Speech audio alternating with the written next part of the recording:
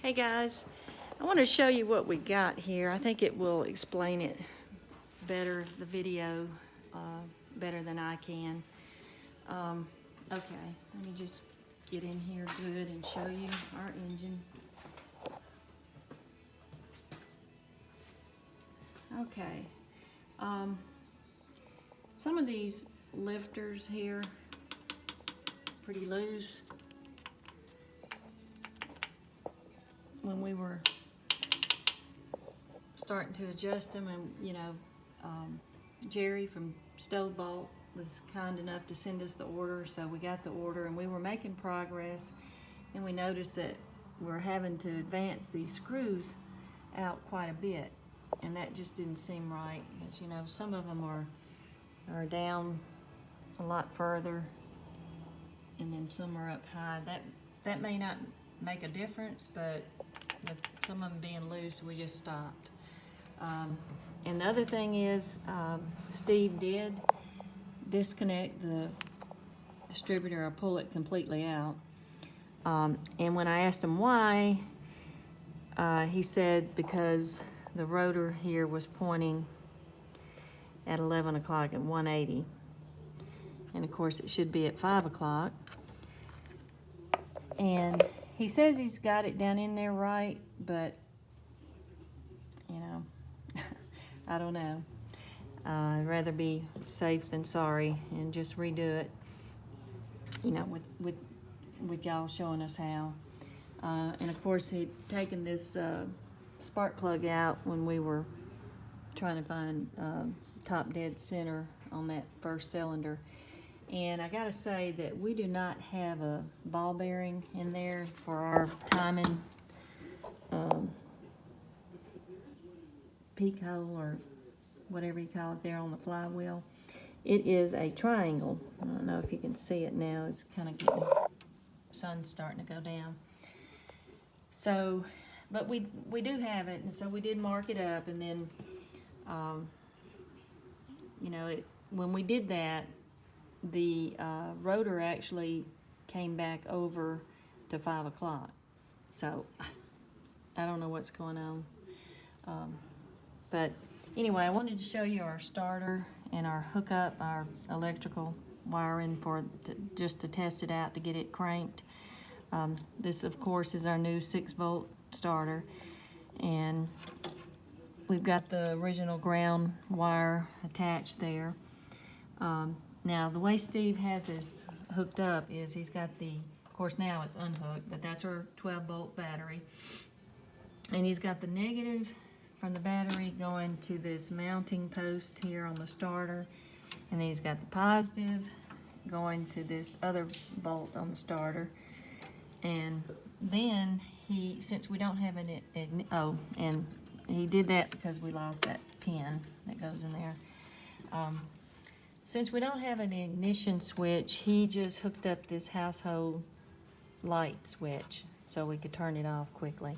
So he's got one wire going to the ballast resistor, and the other wire going to this same bolt with the positive battery cable on the starter.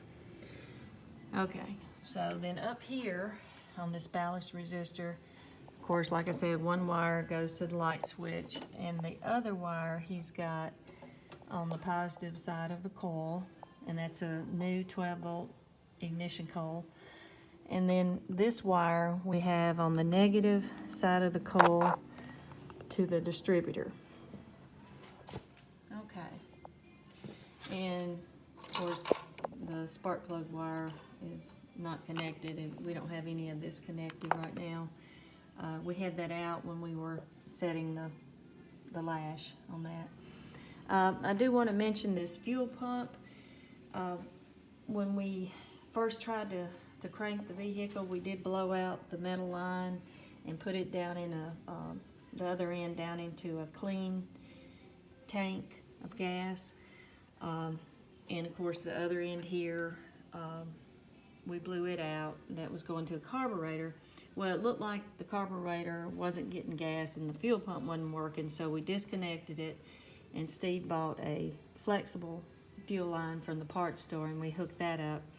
Well, it still didn't seem like it was working, so he disconnected it.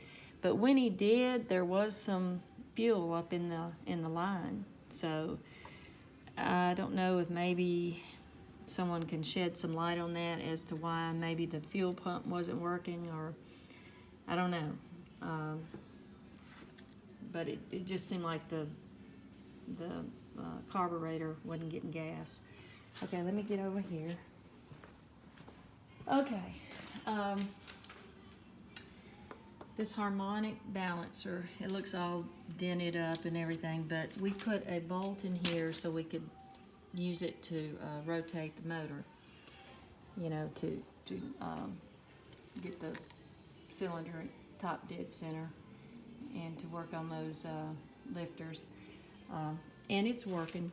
Like I say, our peak hole, flywheel peak hole, we have a triangle, and it lined up with 5 o'clock, and hadn't rotated it now, but it's at 11 o'clock now.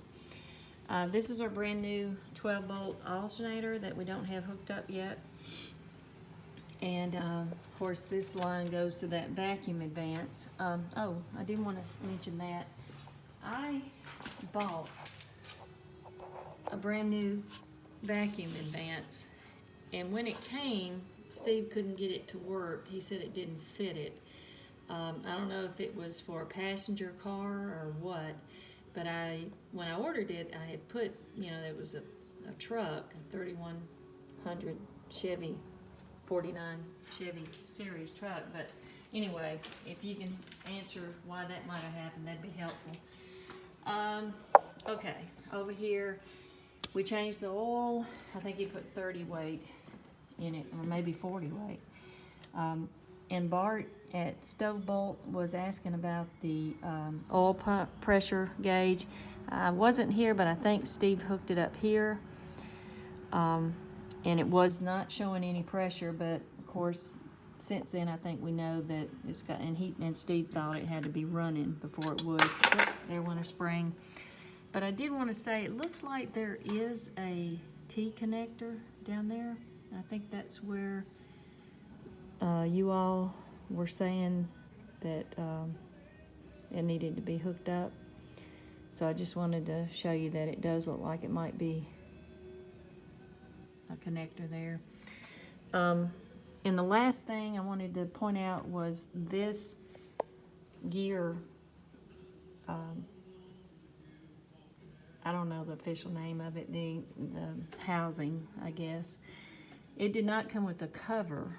I don't know if that's hurting anything, but Steve said he tried to find one on the parts store, online, and all, and he couldn't find one.